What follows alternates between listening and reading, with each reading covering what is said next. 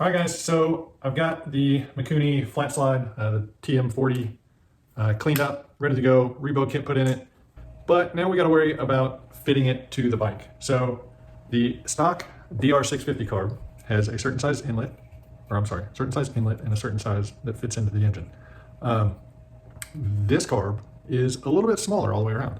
So the outer diameter of the stock carb is 58 millimeter. Outer diameter of this one is 55 millimeter. Same on the intake side. This one's just a hair smaller than this one. So there are companies that make some adapters for this, and it's basically just a little aluminum sleeve that presses on, on the new carb, presses on so that this one ends up having the same diameter inlets and outlets as this one. If you don't have the means to make those, well, you can buy them. But I've got this thing, so I'm gonna make some. So I went to my local metal supplier and bought some aluminum tubing. Now, I don't remember exactly what sizes I bought. I will post them here. I started this like 3 months ago. But I've already turned down the adapter for the side that fits into the intake boot on the engine. And I already had it chucked up in the lathe, so I went ahead and turned 3 of them. But this is just a small adapter that will be a press fit onto here. Coat this in some Loctite. Now there is special type of Loctite that is made for these type of applications. I think I'm just going to use red Loctite. It will withstand the temperatures, and it's going to keep it on there well enough. This is going to be sandwiched in between 2 boots, so I'm not that concerned with it like sliding off. As long as it has a good fit and it's not just falling off when I pick it up, it'll be fine. So today's task is cutting an adapter for this side. So I just drew out a little sketch here. Imagine this standing like this, and the dotted line here is my inner diameter. It's just a hidden line. So we're gonna make it 11.5 millimeters wide. Outer diameter is 58 millimeters, and inner diameter needs to be 55 millimeters. Now, because my lathe, everything is in inches, I put the inch equivalents on here just so I can have a quick reference. And I know if I'm at a certain dimension, I know I need to go like 5 or 10 more thousandths to get to that dimension. So it's my little chart. I've just got it hanging here by the lathe. And the intake side has a groove in it. The intake boot has like a little lip that will fit into this just for a nice good seal. The airbox side of it is just smooth and flat. It doesn't really need anything. Even on the stock carb, smooth and flat here, but you can see there's a groove here. So I've just replicated that. So here is what I'm starting with. I don't know if it says on here. This was just a drop piece or a cutoff that I bought from my local metal supplier. So I don't know what the actual nominal measurement is. This looks like it's about 1 7/8 inner diameter and 2 3/8 outer diameter. This is a Schedule 80 pipe. So the adapter that I turned for the intake side, 1 7/8 outer diameter and like 1 9/16 inner diameter. This is a Schedule 40 pipe. And I think a Schedule 40 2-inch would have been good. It would have had enough thickness, but he just happened to have this cut off of a Schedule 80. And so I think both of these pieces were like 15 bucks maybe. And I'll have gobs left to do other projects with. So first step is going to be cutting off a piece of this so that I can chuck it in the lathe and not have all this extra to work with. I know my final dimension is 11.5 millimeters.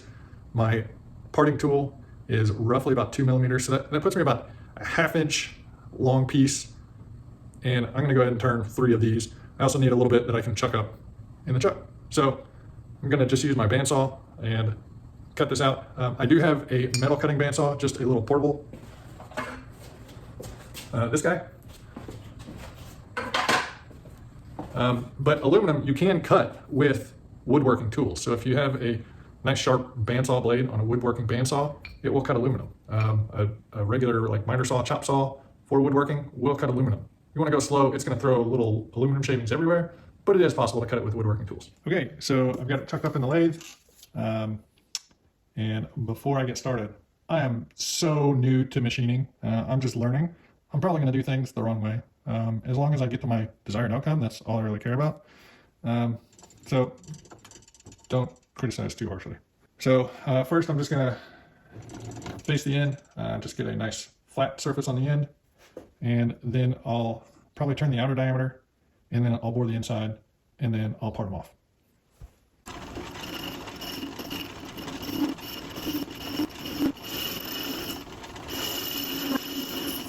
Okay, I got a nice flat end on there, but there is a pretty large burr inside of that, so I'm just going to use my little deburring tool. Okay, so our starting dimension is 60 millimeters or 2.364, and we need to go to 58 millimeters or 2.2.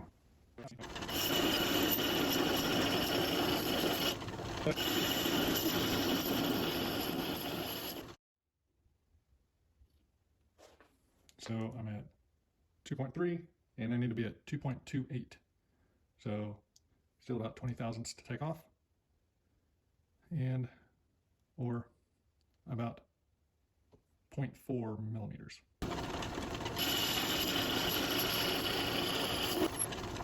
Okay, so after the spring pass, I'm exactly where I wanted to be. So I'm glad I didn't take another cut. Now I need to get my cross slide set up for boring. And for boring, I'm just going to use this homemade boring bar. It was just some round stock. I just drilled a hole straight through it and then squared the corners off with some needle files. And then I've just drilled and tapped the end for a 1/4 20. And so I've just got just a high-speed steel bit in there, and this gives me plenty of depth for what I'll need. So I'm gonna get that set up and I'll be back. Okay, so got my boring bar installed. Let's get a measurement of the inner diameter, just a starting measurement. So 1.92.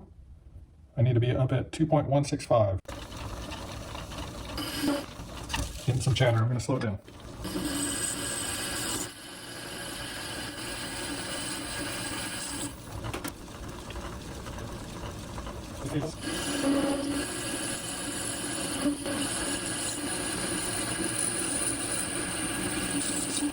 I'm at 1.99.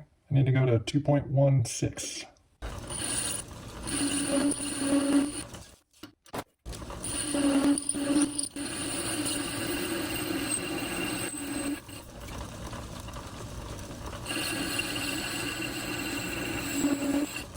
We're at 2.04.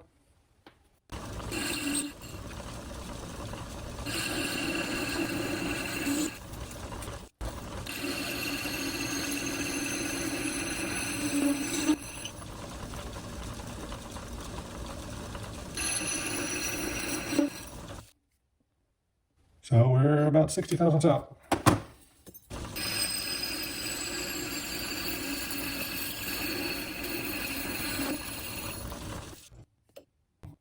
That's basically right where we need to be.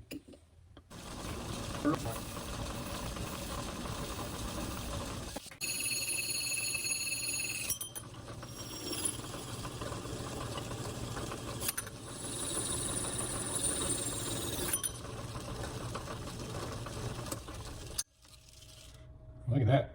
I got it right down to the step that I bored to.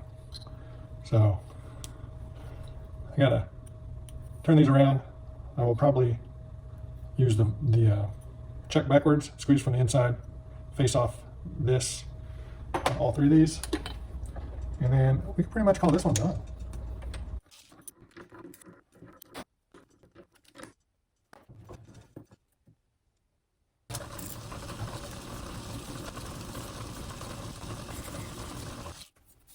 So I softened this edge a little more. I will put this towards the inner box boot side. This inner edge will go towards the carb. It'll be a little softer transition to slide the boot up over it.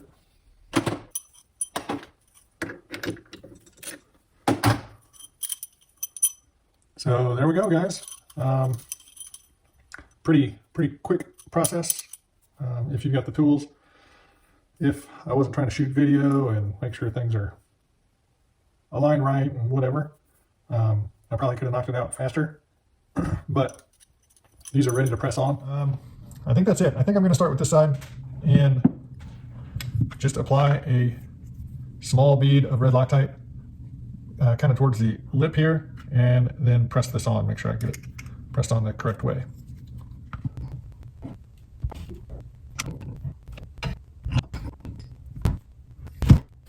Probably should have used some soft jaws for that, but that side is fitted. So now I'll just do the same for this side. It's so snug.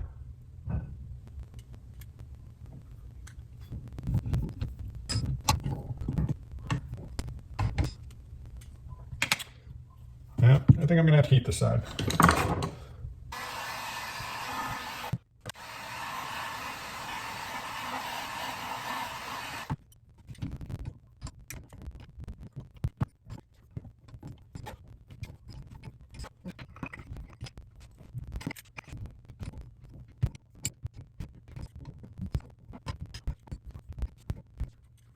All right, so because this adapter was so thin, and because I wasn't using a correct clamping force, I should have applied, you know, a solid block that distributed the pressure evenly. But because I wasn't doing that,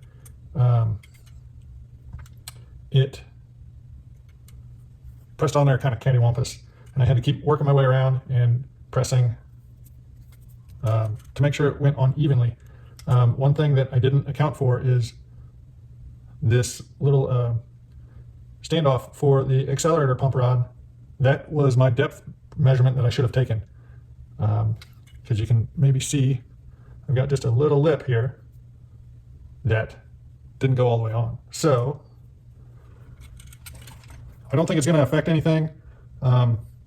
It sticks out just a little tiny bit, but all the metering is done through here. So I may dress that with a file just so it's flush, but it's not really going to affect anything. But there it is. So Carb is ready to be mounted on the bike.